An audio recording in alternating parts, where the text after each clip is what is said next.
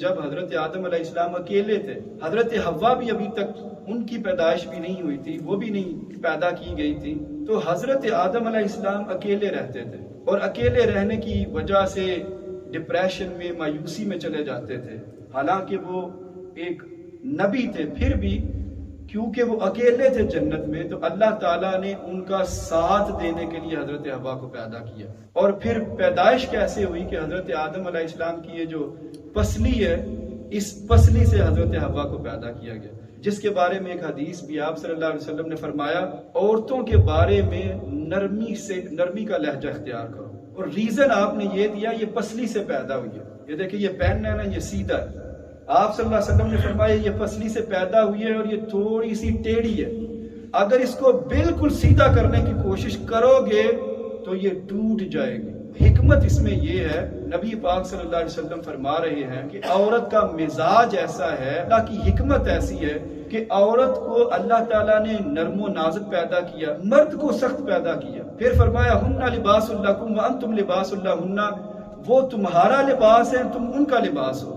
اب لباس سے کیا مراد ہے؟ یہ میں نے لباس پہنا ہوا ہے، یہ لباس میرے جسم کے عیبوں کو چھپا رہا ہے، تو گویا مرد کو چاہیے کہ وہ عورت کے عیب کو چھپائے اور عورت کو چاہیے کہ وہ مرد کے عیب کو چھپائے۔ پھر جب باری تعالیٰ نے پیدا فرمایا تو عورت کی نزاکت کو، اس کے نازک ہونے کو اللہ تعالیٰ نے اس کا حسن رکھ دیا۔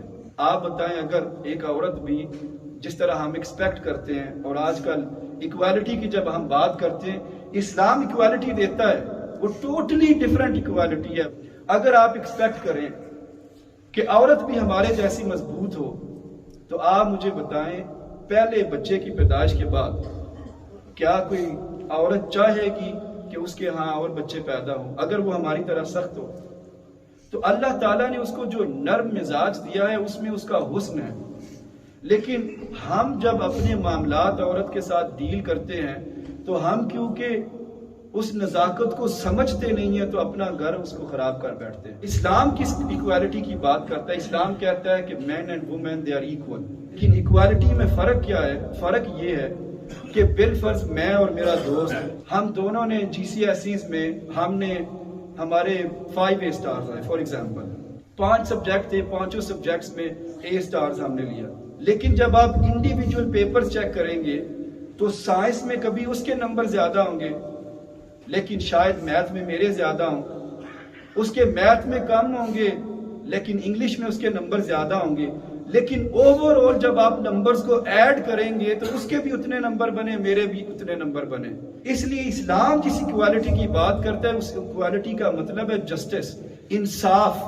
عورت اور مرد کی برابری ہے، لیکن اللہ تعالیٰ نے ان کے اوپر جو احکام لگائے ہیں، جو رولز بنائے ہیں، مرد کے لیے علیحدہ رولز ہیں، عورت کے لیے علیحدہ رولز ہیں۔ لیکن اوور آل جب ایکوالٹی کی آپ بات کریں گے تو بالکل ایکول رائٹس ہیں، لیکن اپنے اپنے معاملات میں، اپنے اپنے کاموں میں۔ اور کبھی بھی مرد ایک عورت کی برابری نہیں کر سکتا، نہ ایک عورت مرد کی برابری کر سکتی۔